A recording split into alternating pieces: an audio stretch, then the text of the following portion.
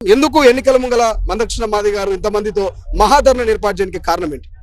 ఇప్పుడు మనం ఏదైనా ఒక సందర్భంలో మనకు అన్యాయం జరిగిందని మనం అనుకుంటున్నాం. ఆ అన్యాయాన్ని జనంలోకి తీసుకెళ్లడం మొదటి బాధ్యత.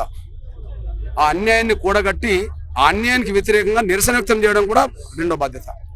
గత కొంతకాలంగా కాంగ్రెస్ పార్టీ ద్వారా మనకు అన్యాయం జరిగింది, సీట్ల కేటాయింపులో ప్రధానంగా అన్యాయం జరిగింది అని చెప్పి ఒక నెల రోజులుగా మేము జనంలో ఉన్న విషయం మీకు తెలుసు.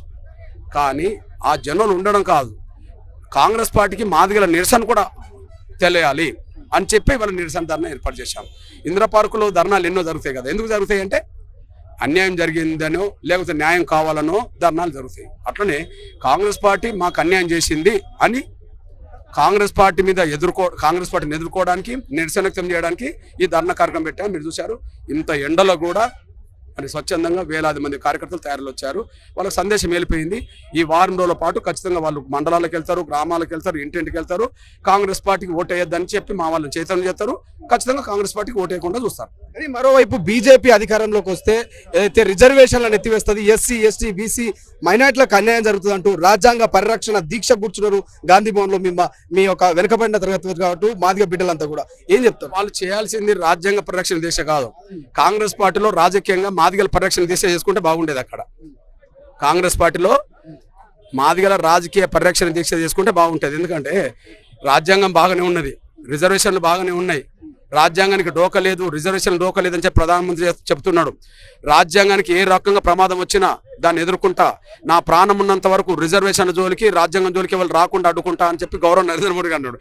ప్రధానమంత్రికి అంతా అంటున్నా తర్వాత ఇప్పుడు ఎందుకు కూర్చున్నారు వాళ్ళు? కేవలం మాదిగల ఆవేదన రోడ్డెక్కి సమాజంలోకి వెళ్లకుండా చేయడం కోసం, డైవర్షన్ కోసం కూర్చున్నారు.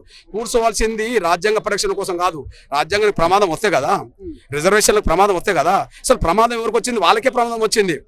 కూర్చున్న వాళ్ళకే కాంగ్రెస్ పార్టీలో ప్రమాదం వచ్చింది. వాళ్ళకే దిక్కు లేదు, ఆడ వాళ్ళకి సీట్లు లేవు, వాళ్ళకి దిక్కు లేదు కదా. వాళ్ళు అక్కడ చేయాల్సింది, గాంధీ భవన్ లో చేయాల్సింది వాస్తవం ఏంది?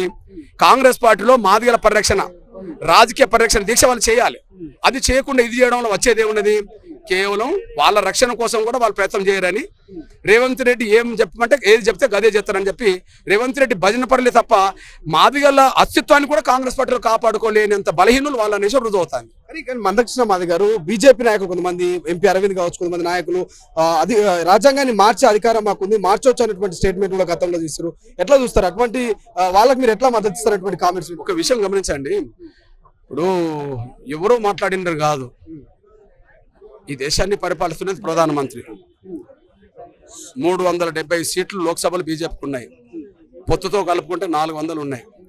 మళ్ళీ 400 సీట్లు వస్తే రాజ్యాంగం పోతాన్ని దుష్ప్రచారం చేస్తున్నారు కదా. మొన్న సమాధానం ఏం చెప్పింది ప్రధానమంత్రి గారు? రాజ్యాంగం మార్చాలంటే 400 ఉన్నాయని రావాలంటారు కదా. ఇప్పుడు మాకు 400 కదా, మేము మార్చాలంటే మార్చుకోవచ్చు కదా. కానీ రాజ్యాంగం మేము మార్చడం కాదు, రిజర్వేషన్ మేము తొలగించడం కాదు. ఇంకెవరన్నా మార్చాలనుకున్నా తొలగించాలన్నా నేను ప్రాణాలొడ్డి అడ్డుకుంటాను అని అన్నాడు. అది ఫైనల్, అది ఫైనల్. కాబట్టి ఆయన మాటకే దేశ విలువనిస్తుంది. కానీ ఎవరెవరో మాట్లాడితే దాన్ని ఎవరు పట్టించుకోరు.